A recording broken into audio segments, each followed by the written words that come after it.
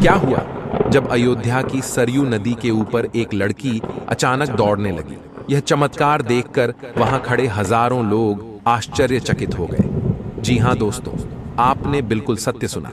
अयोध्या की सरयू नदी के ऊपर 16 साल की लड़की, जो भगवान श्री राम जी की परम भक्त थी, वह अचानक दौड़ने लग गई। लोग इसे भगवान राम का साक्षात अद्भुत चमत्कार मान रहे हैं। दोस्तों, जैसे जैसे राम मंदिर प्राण प्रतिष्ठा की तारीख पास आ रही है, वैसे वैसे अयोध्या में आए दिन नए नए चमत्कार हो रहे हैं। लेकिन इस चमत्कार ने तो पूरे विश्व भर को हिलाकर रख दिया है। आखिर इस चमत्कार के पीछे क्या सच है, पूरी जानकारी आपको बताएंगे। लेकिन उससे पहले, अगर आप एक सच्चे सनातनी हैं और आपको भगवान राम के पुनः घर पधारने की खुशी हो रही है, तो वीडियो को लाइक करके कमेंट बॉक्स में जय जय श्री राम जरूर लिखिएगा।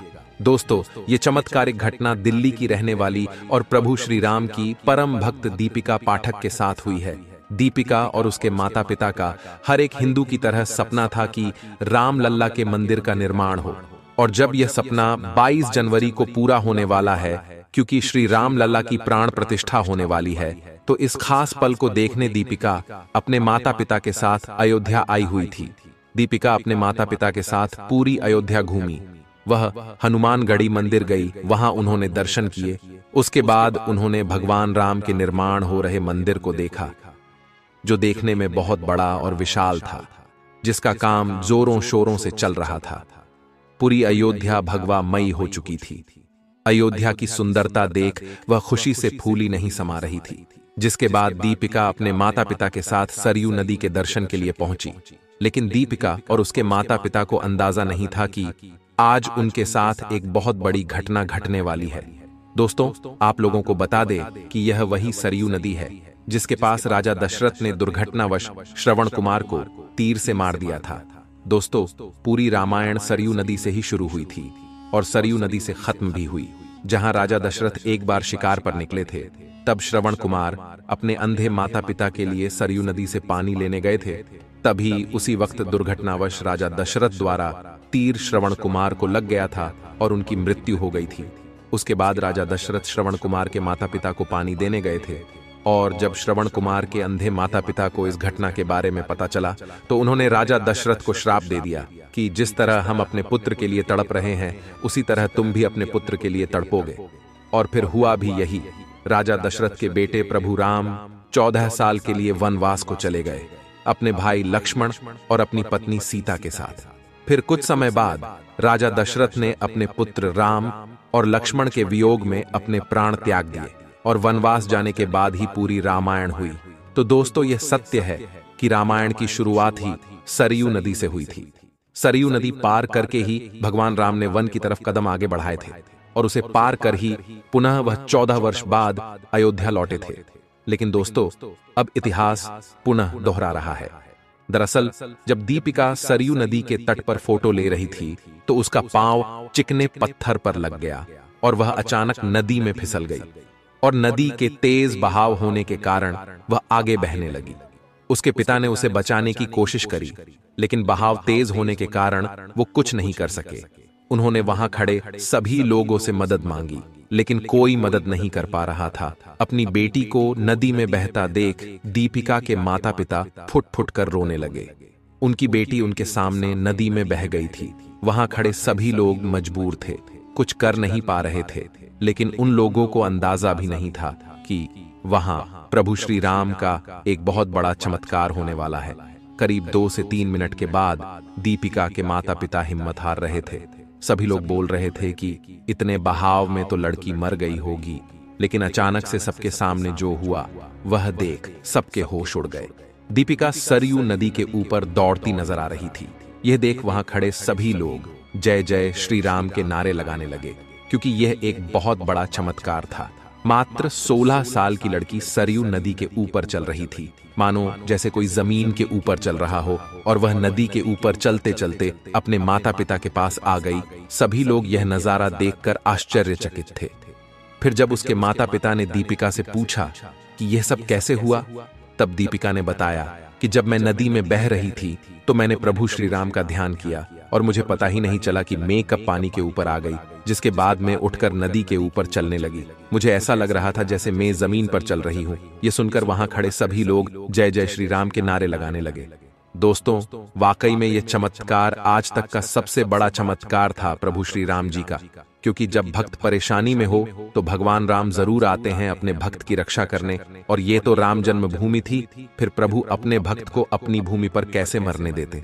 दोस्तों, 22 जनवरी को राम लल्ला पुनः अपने महल में विराजने वाले हैं, और यह सब चमत्कार देखकर ऐसा लग रहा है जैसे साक्षात प्रभु राम अपने घर आ चुके हैं, अपने भक्तों के बीच। सरयू नदी में दीपिका का चलना और जामवंत के जैसे भालू का दिखना, फिर जटायु जैसे गिद्धों का दिखना, ये सब आम बात नहीं है। पूरे देश में दिवाली जैसा माहौल बन चुका है और पूरे विश्व में राम मंदिर चर्चा का विषय बन चुका है। दोस्तों, कई सालों की तपस्या के बाद, कई सालों के इंतजार के बाद 22 जनवरी को हम इस भव्य ऐतिहासिक पल के साक्षी बनेंगे, जहां 500 वर्ष बाद राम जी अपने मंदिर में विराजेंगे।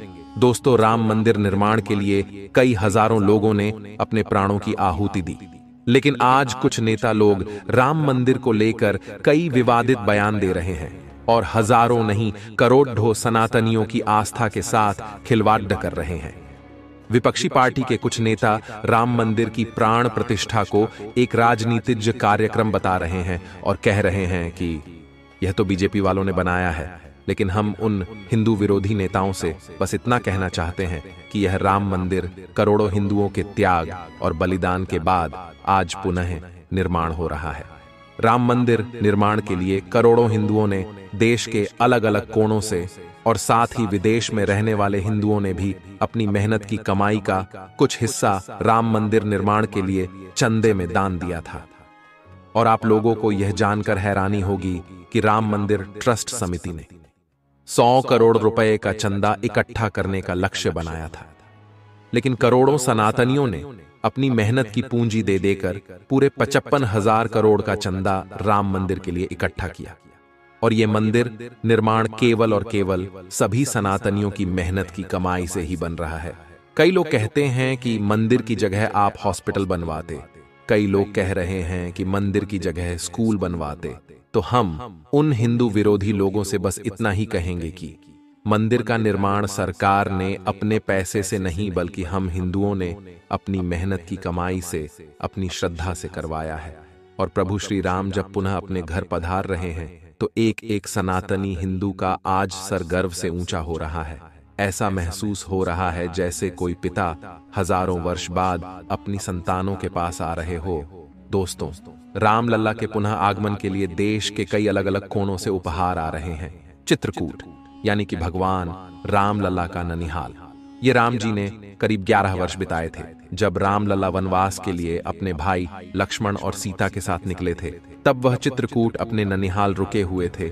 और जब राम जी के भाई भरत अयोध्या लौटे थे और तब उनको पता चला कि उनके भाई प्रभु श्री राम वनवास के लिए गए हैं, तब वे प्रभु श्री राम को वापस अयोध्या लेने चित्रकूट गए हुए थे।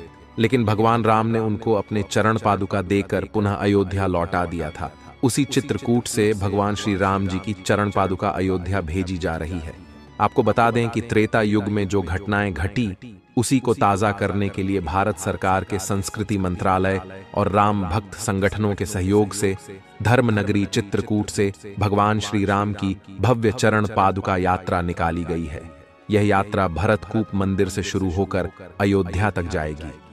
दोस्तों, भगवान श्री राम की चरण पादुका यात्रा में भरत मंदिर में रखे भगवान श्री राम के चरण पादुका को भरतकूप कुआं से जल लेकर उन्हें स्नान कराया गया है और उनकी विधि विधान से पूजा भी हुई है। और उसके बाद चरण पादुकाओं को रथ में रखा गया। साथ ही इस यात्रा में 3 रथ शामिल है, जिसमें भगवान श्री राम की सुंदर झांकियां भी हैं। साथ ही हम आपको बता दें कि देश के कई कोनों कोनों से हिंदू और श्री राम जी के परम भक्त पैदल यात्रा करके अयोध्या जा रहे हैं भगवान राम लल्ला के दर्शन करने। तो कुछ लोग साइकिल से यात्रा कर रहे हैं, वहीं कुछ लोग बैलगाड़ी से हजारों किलोमीटर की यात्रा कर रहे हैं, तो वहीं कुछ श्री राम जी के खास परम भक्त घुटनों से चल चल कर अयोध्या धाम पहुंच रहे हैं। मैं आ रहा हूं प्रभु आपसे मिलने अयोध्या धाम। जय सिया राम, जय जय सिया राम। साथ ही कुछ ऐसी चमत्कारिक घटनाएं भी देखने को मिल रही हैं कि मथुरा से हजारों संख्या में बंदर अयोध्या पहुंच रहे हैं भगवान राम लल्ला के स्वागत के लिए। क्योंकि जब राम जी की सेना में वानर थे, तो फिर जब भगवान राम पुनः अयोध्या लौट रहे हैं तो वानर क्यों शामिल नहीं होंगे। दोस्तों, 22 जनवरी को प्राण प्रतिष्ठा के इस खास मौके पर देश और विदेश की कई महान हस्तियों को बुलाया जा रहा है, जिसमें नेता लोगों के साथ साथ फिल्मी सितारे और क्रिकेट जगत के भी महान सितारे देखने को मिलेंगे। अयोध्या में 16 जनवरी से प्राण प्रतिष्ठा के कई सारे कार्यक्रमों की शुरुआत हो चुकी है और यह कार्यक्रम करीब 7 दिनों तक लगातार चलेंगे। लेकिन कई लोगों का और कई विपक्षी नेताओं का कहना है कि राम मंदिर का निर्माण अभी पूरा नहीं हुआ है और फिर भी मोदी सरकार आने वाले चुनाव को देखते हुए प्राण प्रतिष्ठा का कार्यक्रम पहले करवा रही है, जिससे उनको आने वाले चुनाव में बहुत मदद मिलेगी। लेकिन आप लोगों को हम बता दें कि भारत में कई ऐसे मंदिर हैं जिनका कार्य सालों तक चलता रहता है। मंदिर निर्माण का कार्य कभी भी रुकता नहीं है, लेकिन अगर मंदिर का गर्भगृह पूरी तरह से निर्मित हो चुका हो तो वहां पर भगवान की प्राण प्रतिष्ठा की जा सकती है, क्योंकि भगवान के लिए उनका घर केवल और केवल गर्भगृह होता है। और आप लोगों को बता दे कि राम मंदिर निर्माण का कार्य लगभग पूरा हो चुका है, लेकिन उसका विशाल रूप कई सालों तक, कई पीढ़ियों तक वह बनता ही रहेगा। दोस्तों, हिंदू विरोधी लोग राम मंदिर को लेकर आए दिन नए नए विवादों को छेड़ रहे हैं, जिसमें एक विपक्षी पार्टी के नेता ने दावा किया है कि राम मंदिर राम लल्ला की जन्मभूमि से करीब 4 किलोमीटर दूर बन रहा है। यानी कि जिस स्थान पर बाबरी मस्जिद को ढाया गया था, जहां राम जी की मूर्ति प्रकट हुई थी, उस स्थान से करीब 4 किलोमीटर दूर मंदिर बन रहा है। तो इस बात को लेकर आखिर कितनी सच्चाई है, आज वह भी हम आपको बता देते हैं। दोस्तों, इस बात को लेकर श्री राम जन्मभूमि तीर्थ क्षेत्र मंदिर के ट्रस्ट ने संजय राउत के इस दावे को पूरी तरह गलत बताया है। ट्रस्टी रामेश्वर चौपाल ने कहा है कि जिस स्थल पर 1990 में मैंने मंदिर की पहली ईंट रखी थी, उसी स्थान पर भव्य राम मंदिर का सिंहद्वार बना है। वहीं मंदिर के प्रधान पुजारी आचार्य सत्येंद्र दास का कहना है, 1992 से मैं उसी स्थल पर गर्भगृह में पूजा करता रहा हूं। राम लल्ला टाट के मंदिर में उसी स्थान पर विराजमान रहे जहां विवादित ढांचा के गुंबद रखे गए थे। तो दोस्तों, ये बात सरासर झूठ थी, बल्कि राम मंदिर का निर्माण उसी स्थल पर हो रहा है जहां विवादित ढांचा ध्वस्त करने के बाद राम लल्ला टेंट में 1992 के बाद से रह रहे थे। और जब 2019 में सुप्रीम कोर्ट का फैसला आया था और उसके बाद भव्य मंदिर निर्माण का काम शुरू हुआ था, तो टाट के मंदिर से राम लल्ला को फाइबर के मंदिर में स्थापित किया गया और वहां के मुख्यमंत्री योगी जी ने बाकायदा अनुष्ठान करके राम लल्ला को स्थापित किया था। जब टेंट वाले मंदिर में जो गर्भगृह था, उसे चिन्हित करके वहां केसरिया झंडा लगा दिया था और वह झंडा आज भी लगा हुआ है और उसी जगह मंदिर का निर्माण हुआ है। साथ ही दोस्तों, जहां पूरे भारत में उत्सव का माहौल बन रहा है, वहीं राम मंदिर निर्माण के इस कार्यक्रम का कुछ लोग गलत फायदा भी उठा रहे हैं और अपनी अपनी जेब भरने में लगे हुए हैं। जहां कई ऐसी खबरें आई हुई हैं कि कुछ लोग भगवान श्री राम जी की प्रसाद के नाम पर हजारों लाखों लोगों से ठगी कर रहे हैं। इंटरनेट और ऑनलाइन कई लोगों ने राम लल्ला की प्रसादी का झूठा वितरण शुरू कर दिया है और हम आप लोगों को यही बताना चाहते हैं कि यह सरासर झूठ है।